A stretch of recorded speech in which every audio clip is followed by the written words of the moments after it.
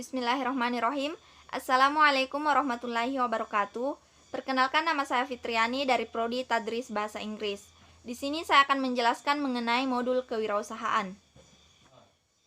Nah, untuk teman-teman, pertama yang perlu kalian ketahui adalah apa pengertian dari wirausaha, kewirausahaan, dan pengusaha. Apa bedanya dari ketiga tersebut? Jadi, untuk wirausaha adalah orang yang memiliki semangat, sikap, dan kemauan dalam berwirausaha. Sedangkan untuk kewirausahaan dapat diartikan sebagai seseorang yang menangani suatu usaha atau kegiatan yang mengarah pada upaya untuk mencari keuntungan yang lebih besar.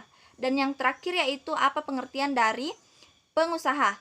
Jadi, pengusaha dapat diartikan sebagai orang yang sedang berusaha mencari keuntungan baik dengan bekerja sama dengan perusahaan lain atau dengan cara mengelola sendiri perusahaannya. Selanjutnya, kita harus mengetahui karakter apa saja yang perlu dimiliki oleh seorang wirausaha. Jadi, seorang wirausaha berbeda dengan orang lain pada umumnya, di mana seorang wirausaha harus memiliki beberapa karakter atau ciri-ciri, seperti memiliki rasa semangat yang tinggi. Kemudian yang kedua, memiliki rasa tanggung jawab. Rasa tanggung jawab ini diperlukan karena kita ketahui bahwa suatu usaha atau kegiatan yang dibangun tidak selamanya berjalan mulus. Nah, kemudian yang ketiga, disiplin. Disiplin di sini seperti disiplin dalam waktu, yaitu tidak menunda-nunda pekerjaan atau membiarkan waktu begitu saja berlalu. Kemudian yang keempat yaitu inovatif. Artinya kita harus memiliki ide-ide atau gagasan-gagasan baru untuk mengembangkan suatu usaha kita agar tidak itu-itu saja, sehingga konsumen tidak merasa bosan. Kemudian yang kelima yaitu harus jujur. Seorang wirausaha harus jujur. Selain yang saya jelaskan mengenai karakter dari wirausaha, di sini juga ada beberapa karakter seorang wirausaha yang harus dimiliki, seperti kerja keras, komitmen yang tinggi, kreatif, mandiri, realistis, dan juga prestatif. Sedangkan untuk menurut MC Gray dan Macmillan pada tahun 2000, dia mengatakan bahwa terdapat 7 karakter dasar yang perlu dimiliki setiap calon wirausaha, seperti action oriented, artinya ingin segera bertindak dan tidak suka menunda-nunda. Kemudian yang kedua, berpikir simple, artinya belajar menyederhanakan yang kompleks sehingga tidak ribet atau susah. Kemudian yang ketiga, mencari peluang baru, artinya dia ingin belajar yang baru, mencari alternatif baru, dan juga mencari cara-cara baru. Kemudian yang keempat, mengejar peluang dengan disiplin tinggi, artinya tidak pemalas atau tidak suka menunda pekerjaan. Kemudian yang kelima, hanya mengambil peluang yang terbaik, artinya cepat membaca peluang-peluang yang muncul dan memilih yang terbaik. Kemudian yang keenam, fokus pada eksekusi, artinya tidak sekedar memikirkan, merenungkan atau menganalisis ide-ide, tetapi juga melakukan tindakan dan merealisasikan pikiran-pikiran tersebut.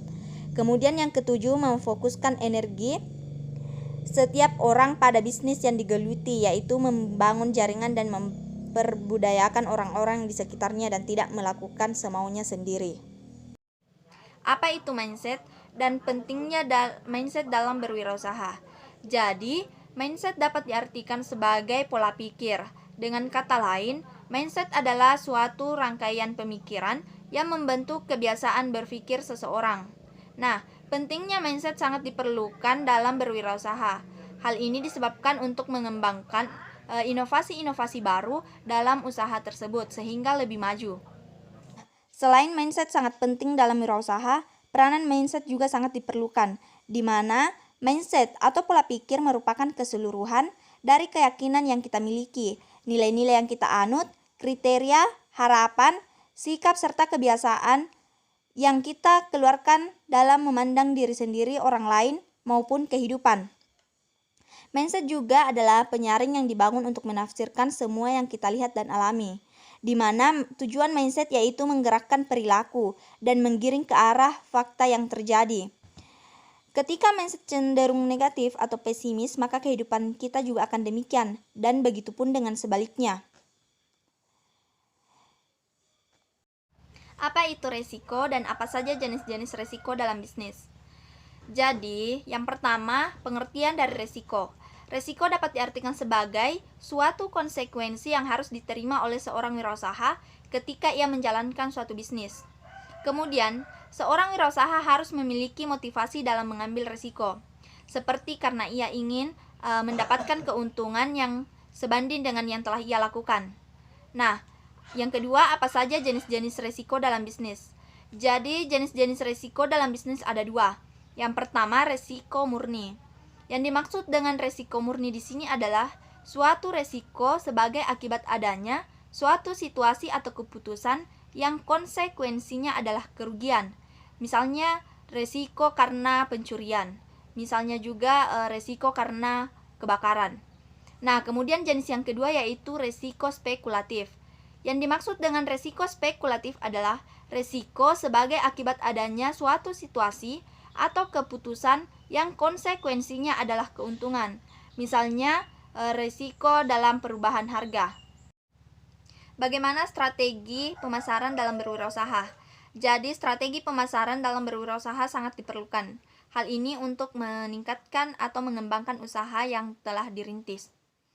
Nah, ada beberapa strategi pemasaran yang dapat dilakukan oleh seorang wirausaha, seperti melakukan pemasaran melalui media internet, misalnya menggunakan WhatsApp, Instagram, Facebook, ataupun yang lainnya yang berbau internet. Kemudian yang kedua, melakukan pemasaran dengan menggunakan pamflet atau brosur. Kemudian yang terakhir yaitu melakukan pemasaran dengan dari orang ke orang. Selain strategi pemasaran, di sini juga terdapat unsur-unsur dalam pemasaran. Ada 4 unsur yang perlu diperhatikan dalam pemasaran, seperti yang pertama produk. Produk di sini menyangkut pemilihan barang yang ditawarkan secara tepat kepada konsumen, di mana produk yang terkait dengan produk seperti pemilihan produk, pembungkus produk, merek barang, ragam barang. Kemudian hal yang kedua yang perlu diperhatikan yaitu price, yaitu menyangkut penetapan harga, jual barang sesuai kualitas dan yang dapat dijangkau konsumen. Adapun dasar penetapan harga seperti biaya, barang substitusi, konsumen, peraturan pemerintah dan juga persaingan. Nah, kemudian yang ketiga place atau penempatan produk atau distribusi. Ini menyangkut pemilihan cara pendistribusian barang yang memenuhi kebutuhan konsumen. Dan yang terakhir yang perlu diperhatikan yaitu promosi, di mana ini menyangkut pemilihan kebijaksanaan promosi yang tepat. Alat yang digunakan untuk promosi pun berbagai macam, ragam. Ini bisa seperti iklan, selebaran, salesmas, atau yang mempunyai pengetahuan luas, tidak memaksa memberikan kesan baik. Kemudian seperti juga diskon, kredit, pameran, pemberian contoh barang, undian, dan sponsor kegiatan.